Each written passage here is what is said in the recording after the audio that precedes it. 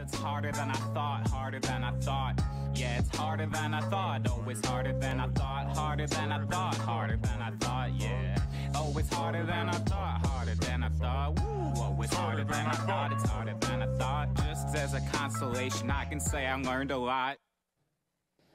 Well, good morning, Northview. How are you doing this morning? It is so good to see us, so good to be joining with everybody online. Welcome to week number 3 of This Is Harder Than I Thought. I'm joined here by my beautiful wife, and we are going to be talking about something. Yeah, you can give her a hand. She's a little anxious, so she would appreciate it. She would appreciate it. Listen, we're going to be talking about something that a lot of us have figured out over time is a little harder than maybe we originally thought it would be, and that is marriage. Marriage can be sometimes harder than we think. We've been married, or will be married this December, 20 years. 20 years. Back when I had hair. It was a long time ago. And if we could, can I tell you guys a funny story from like the first few hours of our marriage where we were confronted with the reality, man, this might be a little harder than we thought it was going to be. Let me kind of preface the story by saying, for whatever reason, when we were engaged, we had this thing where we were bound and determined to go to Hawaii for our honeymoon. And great idea, right? And so we were going to go, and we were convinced this is what we had to do. It evolved into, let's do a cruise. And then that evolved into, how do we make that happen? There's only certain times that the cruises leave, and you got to be certain places. And so all that had to factor in with how we did a Saturday wedding here in Danville, Indiana, and how we got to the West Coast and all that kind of stuff. And it was all worth it in our minds just to be able to get to Hawaii and have that week there. Right. And so we set up a fairly earlier in the day wedding so that we could actually leave the reception and go to the Indy airport, jump on an airplane, and fly west so that we could leave Sunday morning for the cruise from LA. So that was the plan. Right?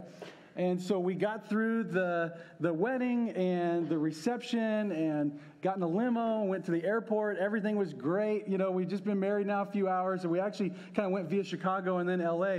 And so we stopped in Chicago, and it's evening time at this point, and we're hungry. I mean, we'd had food, but you know how it goes. There's just a lot going on. So we were hungry, and we both said, well, I want this. You're at an airport. There's a lot of options. We wanted different things. And so, okay, you go to Qdoba, and I'll go to Chinese, or whatever we were going to do, and 2 different lines. And so I said, why don't you just take the cash that you have, and I'll take mine. Because right before we left here, we took all the cards that we got for our wedding gifts, and we opened them, pillaged them of all the cash that was in them, and took it with us on our trip, right? And so there was a couple grand or whatever, and for whatever reason, I don't know if it was our first sign of like, we're going to be mutual and fair and whatever, we split the money, and she put half of it in her purse, and I had half of it on me. Well, we get to Chicago, waiting for our next flight, and we're hungry, and as soon as I said, hey, why don't you just use your cash, this look on her face. My eyes probably bugged out. Yeah, because she realized, oh no. I left my purse in the Indy airport. Yeah. And so she had left it sitting on the seat before we got on the airplane, and so $1,200 or something is just sitting in cash. And I mean, to us, $1,200 was like $12 million. Yeah. We were married in college. I mean, we had nothing, like nothing. And we just had that look. And I remember thinking, we're 6 hours into marriage, 7 hours, and we're about to have our first fight, like, oh my gosh, I got to forgive already? Like, I got Thankfully, we got through that. Yeah, we got through that. And good news, this thing finished with a happy ending here because we got the money back. Her dad was the hero. He was able to go to the airport. This was far enough back in time that we lived the whole week there in Hawaii, not knowing if we had the money, but we did get the money back. And so that was really good. We made it through that. We've made it through a lot. We're married almost 20 years now. Yep. We haven't done everything right. No. We've done a lot of things wrong, but we've had a strong marriage. I think marriage can be hard. It has been hard. I know being married to me is hard. He said it. In fact, I would say she has really something to stand on here, because if you've been married to me for 20 years, like, you really have figured some things out here that everybody needs to know. So, like, if you could just, what would you say is the most important secret to a long-lasting marriage? Yeah, I'd say first things first, and it's your own personal relationship with Jesus. There's a lot of things that can contribute to a good marriage, but that's the most important thing. We can't save each other from our sins. When each of us are growing and trying to grow that personal relationship, then the hard things about marriage can get a lot easier. We can't buy into the lie that marriage is about finding your number one. It's actually about finding your number two. You guys ever thought about that before? A lot of times our language, our conversation, we got to find the one. We got to find our one. Who's the one? That's a recipe for heartache. That's a recipe for heartache, because none of us can fix each other fully or totally, and that's something that we've had to learn and we've had to experience together. And I think that's really crucial, like you said, Jamie, to get this right. And I say this too, knowing, hey, this message sometimes is one that is welcomed, and sometimes it's one that's hard for some people to hear. Maybe you're not married, maybe you were married. Whether it's widowed, divorced, there's just all kinds of layers here. That point, though, is so crucial to hear, because that's really the most important piece of this whole thing about whatever stage in life you find yourself in. Right. Your relationship with Jesus is the cornerstone. It is the foundation, right? Of everything that we want to become and that we want to do. But there really is some stuff that we could build on beyond that developing, growing relationship with Jesus that helps people really just flourish. It's the foundations of a healthy, strong marriage. That's where I'd like to go with you guys today. If you would, Genesis chapter 2. If you guys have a Bible with you, Bible app on your phone, Genesis 2 is where we're going to go to look at after Jesus, what are the foundational commitments of a healthy marriage? Where when these are in place, yeah, marriage is hard, but it's not as hard as it has to be. Right? And what we've seen, and we've talked to a lot of couples over the years, we've tried to help people in their marriages, a number of different situations. Most of the time when we see the real heartache, the real hard stuff, it's because one of these commitments has been broken or has not been pursued, right? Yeah. So Genesis 2, we're going to start with verse 20. This is the creation account. This is Adam has been created by God. Eve is not in the picture yet. You'll start to get the running start now where we're going. It says, but for Adam, no suitable helper was found. So the Lord God caused the man to fall into a deep sleep. And while he was sleeping, he took one of the man's ribs and closed up the place with flesh. Then the Lord God made a woman from the rib he had taken out of the man, and he brought her to the man. The man said, this is now bone of my bones and flesh of my flesh. She shall be called woman, for she was taken out of man. Now, get ready for verses 24 and 25, because this is going to be really the heart of everything we're going to open up today and share today. Why don't you go ahead and just grab that, Jamie? Yeah. That is why a man leaves his father and mother and is united to his wife, and they become one flesh. Adam and his wife were both naked, and they felt no shame. All right, right there in that verse, there are 4 foundational commitments. I don't know if you caught them. We're going to walk through them. But there are 4 foundational commitments of a healthy marriage. This is the first marriage described in the Bible. And after a relationship with Jesus, this is the foundation. You get these right. And the hard stuff of marriage isn't as hard as it is when these are wrong. And if you get these wrong, marriage gets hard really, really quickly. Marriage is about commitment. These commitment. I mean, we talk about the word commitment. Right. Sean was honoring veterans earlier. We honor that commitment. Marriage is about commitment. We've never treated our relationship in our marriage as a contract. It's always been a commitment. And I think that's been key to what we did. I don't know if you guys can imagine this, but and I referenced this earlier, there was a day when there was hair on top of this head. And I'm glad that when we did our wedding vows, that there was not a for baldness or full-headedness type vow that she had to say, I do. I don't know if you would have said that. Can we show a picture of that just to show that, yeah, look at that. I mean, I haven't changed a bit, but Nathan, on the other hand. Like within probably 18 months of that picture, like my hair went into full retreat. I mean, full retreat. There was just a good thing that I found you when I found you, right? I mean, many people, though, they think of commitment. So before we start talking about commitment, we start thinking of promises, commitment, and we start thinking restraints, right. Slavery, loss of identity. Yeah, many people believe that these kind of promises can be limiting and restraining, especially when it comes to marriage. But the Bible teaches us the exact opposite. And it actually shows us that when you make these promises and commitments, it can build trust and character and just intimacy in your relationship. So let's look at these commitments that we just read through in Genesis 2 there. The first one is the commitment of priority. The commitment of priority. It's the part of the verse in verse 24 where it says, a man leaves his father and his mother. That means that there is a reordering of earthly relationships. That's part of the foundation of marriage. And this is challenging.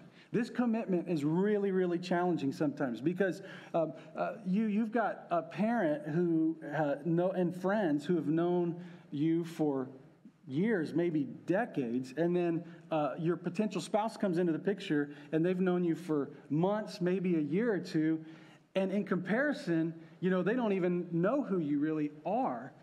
But as soon as you get married, you have to reorder that rank. And so for me and for us, we got married fairly young. I was 22, you were 24. Mom and dad and siblings were some of those primary relationships in our lives. And so the older you wait to get married, sometimes there might be other influences in your life that are those top earthly relationships. But for me, it was mom and dad. You guys, it was your parents and your siblings. Mm-hmm. And we had to reorder the relationship. And not only is that hard for us, but we've seen it to be true in it's hard for moms and dads sometimes to do. Yeah. Some of you who have kids who have married or are about to marry, you're wrestling with this right now. You're going like, this is not easy to do. Like, that's my kid. Like I know him. But part of healthy marriage is this reordering and this reprioritizing of earthly relationships. Every time I do a wedding, I just did one a few weeks ago, we have this moment in a wedding where the dad walks the bride down the aisle, and I ask, after the music stops, who gives this woman to marry this man? And he'll say, her mother and I. And then after that, I call it the handoff, all right? Because what happens is the groom walks down from the stage, shakes the hand of dad, gives him a hug. Dad, says whatever he wants to say, in that moment. And then dad gives his daughter a hug and says whatever he wants to say in that moment. And that is symbolically the let go. It's symbolically a picture of this commitment of we're reordering right here in front of everybody here. We are reordering relationships. Now, the new couple, they are number one. That's the number one earthly relationship that each have with each other. So part of successful, healthy marriages is maintaining that commitment of priority, right? Now, this looks and shows up in some ways that, so how this plays out. Think about it like this. Who is your first call when you're in crisis? Whose approval are you seeking? Who do you confide in when you need someone to talk to? Whose desires or plans are most valuable to you? This is one of those spots in a marriage where there is friction sometimes because there is a competing allegiance. Listen, we would definitely not say dishonor Right. mom and dad or siblings or that those relationships aren't important anymore. Wouldn't say that at all. Right. We wouldn't say that at all. But there is, by God's design, a reordering of relationships. When you get this right, and you can still honor everybody that you're in relationship with, marriage can really flourish. This can be a spot of crisis and conflict if one or both of the spouses are still really more emotionally connected to mom, dad, friends, brother, or somebody else, and they constantly turn back to them instead of their new number one in relationship with each other. That commitment is a big one, the commitment of priority. A man leaves his father and mother. And then we read a little further, and we get the next commitment. It's the commitment of pursuit. The commitment of pursuit. That next part of the verse says, and is united to his wife. Is united to his wife. So this is the first description of marriage. And it comes from, this word united is the Hebrew word for dabak. And it means to capture or to catch by pursuit. To catch by pursuit. So the first picture in marriage is that of an inseparable relationship where two were apart, they came together, and relationship flourished. It took off. I think that's a hilarious picture of marriage because it's like you were running and I saw you, and I had to catch you. I had to chase you and catch you. If I remember right, though, it was the opposite. I caught you because you were running. Well, we went both. A little bit, a little bit. There was moments for both. All right. Again, another story here. When I had been in a relationship. We had broken up. Another person, and that semester I just kind of said, I'm done. I'm not dating. I just need to get my mind out of this world and just focus on school. And so that was part of the reason why I wasn't paying attention when you were chasing. And then the other one was she played on the basketball team, and I had just kind of lumped our whole college basketball team as basically the female equivalent of dumb jocks, Like, that's just what I had done, unfairly.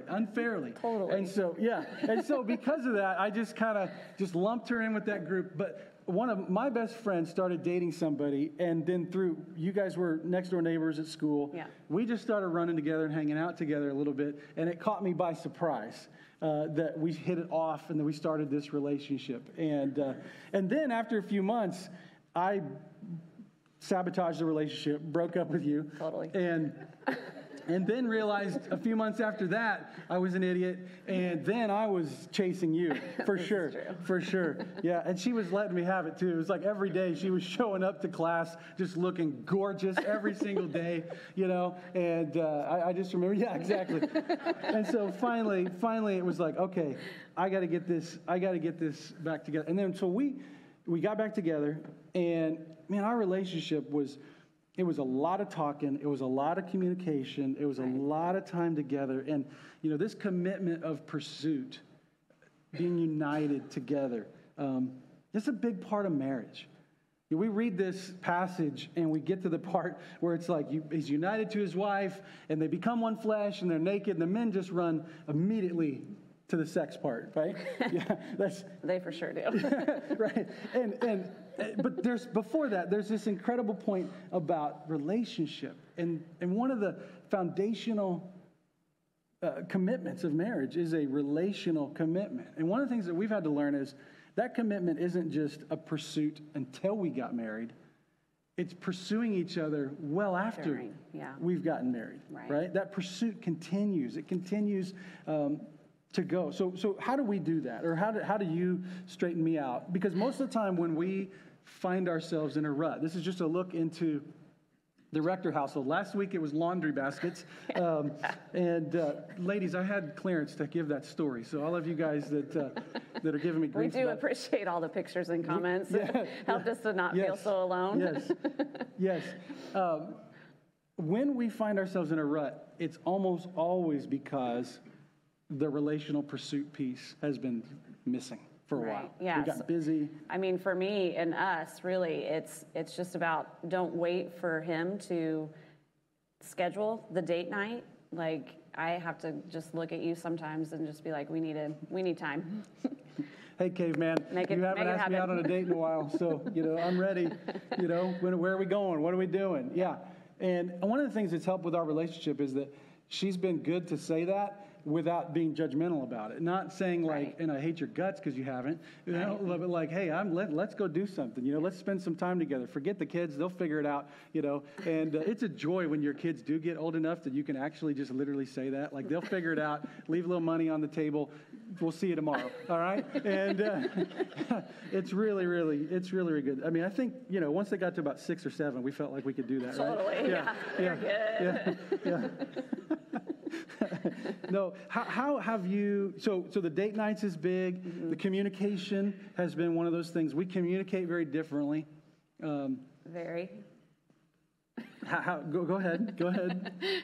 Well, if it's been like for instance, if it's been a long, busy day for me, I want to come home and just chat about it all. He needs to hear it. I don't want him to fix anything. I just want him to hear it. Like, just let me ramble and vent a little bit and let it all out. Yeah, and it's a challenge for me because she just said why. I mean, it's a lot of talking, it's a lot of listening, and it's literally fixable stuff that we're never going to talk about fixes to. And so it just gets exhausting. It gets exhausting, but I've learned, like, this is how she wants to talk, and I've got to let her just do that. And I told her, sometimes I feel like Phil on Duck Dynasty when Miss K is just, and he's just, and if I just can sit there and listen, really, it's a win for us. Now, I'm the other way. I come home, and I don't want to talk about stuff. Like, I like to leave the day behind and move on to time with you guys, time with family, time with the kids and you. Right. And it's like, I don't want to talk about what happened at 10 o'clock in the morning or at noon or any of these appointments. I'm ready to be done. So we've had to learn that it's different, which means if I do start talking about that stuff, Yeah, it's heavy on his heart. It's a big deal. It's a burden, yeah, so he needs to talk about it. Yeah. That commitment is a big deal. Little gifts, little notes. We're not big note writers, but we are good texters, right? Yeah. Emojis are fun in marriage. I'll just say it like that. Emojis are fun in marriage. Okay, next commitment from Genesis. Our kids are in next service, so I'm going to just embarrass the crap out of them. It's going to be hilarious. They're going to love it. Yeah. The next commitment is the commitment to partnership. That's part about one flesh. This is the idea that when you get married, two worlds collide. I mean, two worlds collide. Right. When we got married, I didn't even realize how many ways we would have to figure out or have conversation about how we were going to do things. I mean, what soap do we buy? How do we do laundry? He still doesn't know that part. Yeah, there we go. Yeah. Toothpaste. It was like, how do you squeeze the toothpaste out of the tube? Pro tip, just get 2 different tubes because I cannot stand the way he squeezes from the middle of the tube. Yeah, she thinks I'm a caveman, so it's okay. It's okay.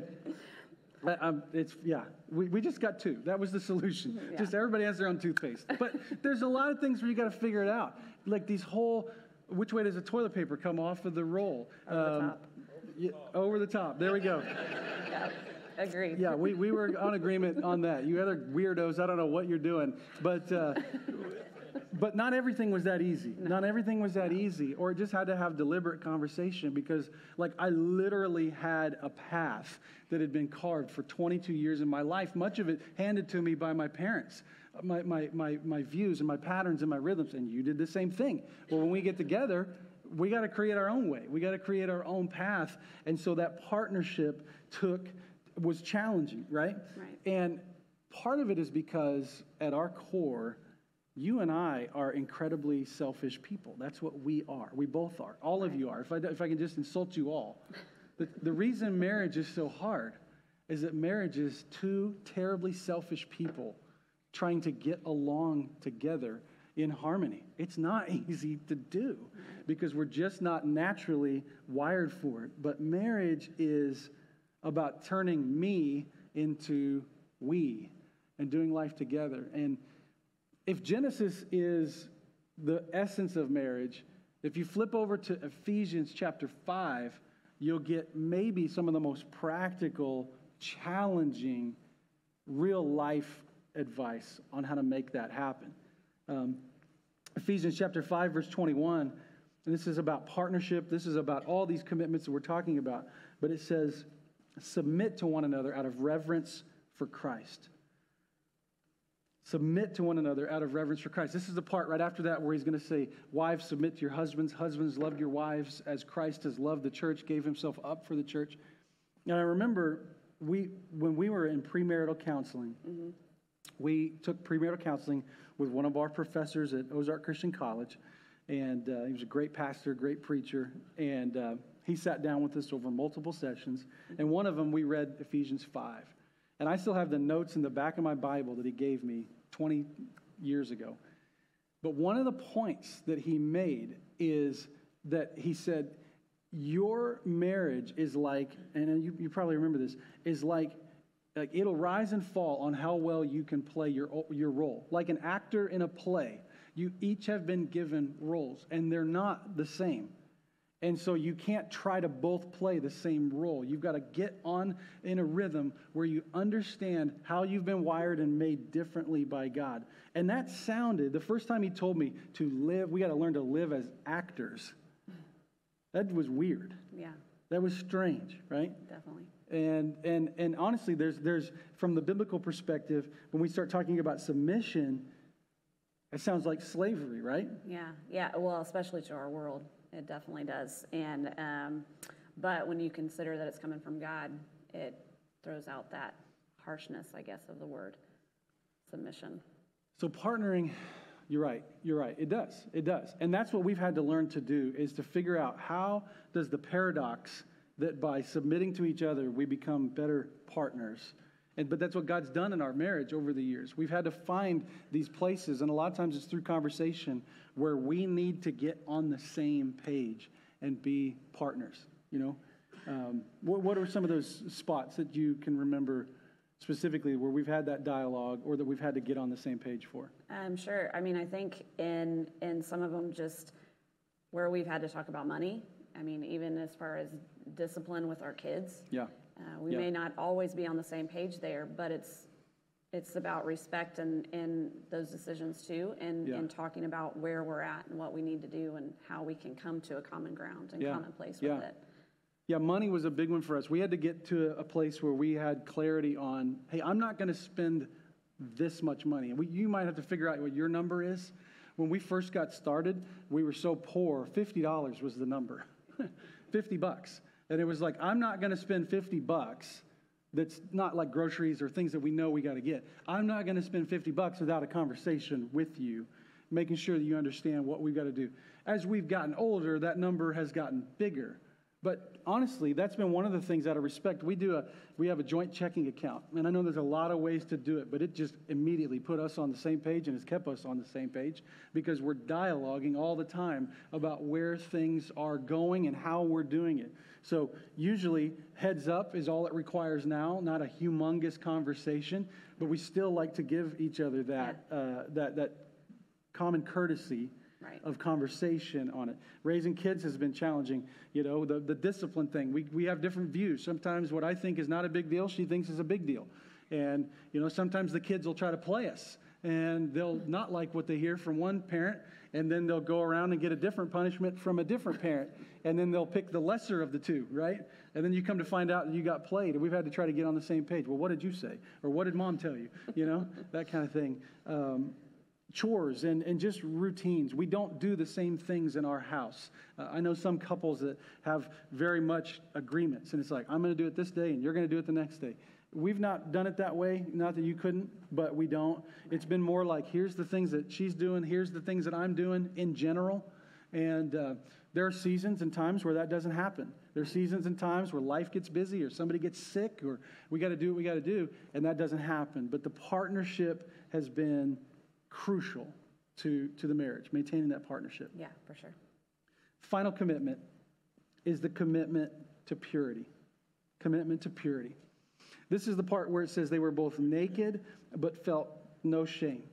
This is because when there's no shame, that means there's a moral innocence to the situation, to the equation. Where there is shame, there's some sort of guilt or some sort of moral guilt that's there. God's plan for marriage is one of complete purity, and where this is protected, where this is maintained, where this is restrained between a man and a woman for life, there is great pleasure and there is great blessing that God has for us. I mean, sometimes in our world, because sex has gotten so distorted and so twisted, we forget that this whole thing was God's idea first. This was his plan first. And he's got a picture of it that is holy and pleasing to him, and one that is within these bounds, there is great blessing. But when we get outside of this, there's great pain and there's great suffering. I talked about all these commitments being the foundation. And if you have these foundations set, all the hard stuff is not quite as hard anymore. But if you pull any of these commitments that are on the foundation, the house has the potential to tumble. This one in particular, this commitment to purity, is one that when this block is removed, sometimes faster than any of the other blocks being pulled, the house can come tumbling down. There's something about the fabric in that intimacy, in that relationship, that is to be treasured and guarded. And it's crucial that this commitment in marriage is maintained. Mm-hmm. Now, that said, we've seen in our life and in the lives of people that we know so many different stories of situations where that block was removed or that commitment wasn't kept. But God, by his grace, was renewing and restoring. We brought our own baggage, right? Right. Into our relationship when we got married. Definitely. Yeah, we did. And we didn't have the kind of purity that we would have desired that we had. Mm-hmm. But God has been good to us. His grace has been good to us. His power has been evident to us. Like, we have been able to experience what King David talked about in Psalm chapter 51. If you're familiar with Psalm 51, it's a psalm he wrote after he finally kind of came clean with all of his dysfunction. He had an affair. He had murdered the guy who was the wife of the lady he had an affair with. They had a kid together. I mean, it was just layer upon layer upon layer. It was a mess. But he finally was broken, and he came clean before God, right? And he says this in verse 1. He says, "Have mercy on me, O God, according to your unfailing love, according to your great compassion. Blot out my transgressions.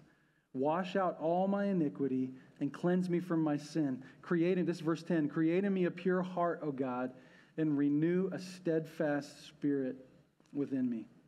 It's one of the greatest encouragements that we would give to any of you that are here, is that our core value number one here at Northview is messy grace. And so if you hear this message today and you hear, well, I mean, those commitments have been broken in my life, so there's no hope for us, we would say the complete opposite, right? We would say, you get these foundations set right, the hardest parts get easier. If this foundation is ever challenged, you can rebuild this foundation. You got to think almost like we did on our wedding day, right? Mm-hmm. What did we do on our wedding day? We took vows. Right? And in our vows, we said, from this day forward. From this day forward. Wherever you are right now, whatever your marriage has been up to this point, the one thing you have ultimate control over is from this day forward, right? You can't do anything about what's happened in the past. But from this day forward, you have hope. What would you say to a couple that would say to you, I just feel like there's no hope for us to be able to live that ideal? We see it in Genesis. We see that foundation. I don't think we're ever going to be able to experience it. What would you say to them? Well, along with what you were just talking about, like, today is the beginning of that new chapter. It doesn't matter how many chapters have been written already. It doesn't matter how hard it was and what those chapters looked like. Today is a new start, and your story's not over. God has a plan for you, and he has a plan for your marriage. And it can be, God can do amazing things, and he can definitely rebuild your marriage even when you think all hope is lost in it. We've seen it too many times. We've seen God do it. The starting point, to come back to the beginning of something Jamie said at the beginning, of this time together. For all of us, the starting point is that relationship with Jesus and getting that relationship right. It's about finding your two. Jesus is your one, and then finding your number two. One of the reasons that marriage can be so hard is that we are looking for something in someone else that only God can provide. Marriage doesn't save you. Jamie can't save me. She didn't die on a cross for me. She can't control eternity for me. I love her unto death. But there are certain things that she can't do that only God can do. Lean into Him and make Him your primary pursuit. The best thing she's done for our marriage is she's pursued Jesus with her whole heart. She's pursued Jesus with her whole heart. The best thing I've done for her in marriage is I've pursued Jesus with my whole heart. And as we have grown and matured in Jesus, our relationship with one another has matured. Not because we're awesome people, not because we're perfect people, or we had this great start in life, but because Jesus has changed us. He has changed our hearts. He has changed the way we interact with each other, the way we communicate. He is making us better, and what was once hard in marriage has become increasingly easy. When hard stuff comes up, we know where to go. We know what to examine. We know what to look at. We know where to begin to address the issues. And that has been all the difference in the world for us. And we pray that it can be for you. By God's grace, we hope to be married for decades and decades beyond today. I told you we're 20 this year. I hope to get to 50. I got to stay healthy to be able to get there. But I pray that it's even beyond. We don't know. We don't know. But what we can control right now is right now, from this day forward, we can make a commitment to God and to each other. And if we do that, we have great confidence that what is hard will be a little easier. You guys can have that same hope. Will you guys stand with me? Will you join us in a word of prayer? Heavenly Father, God, we thank you for today.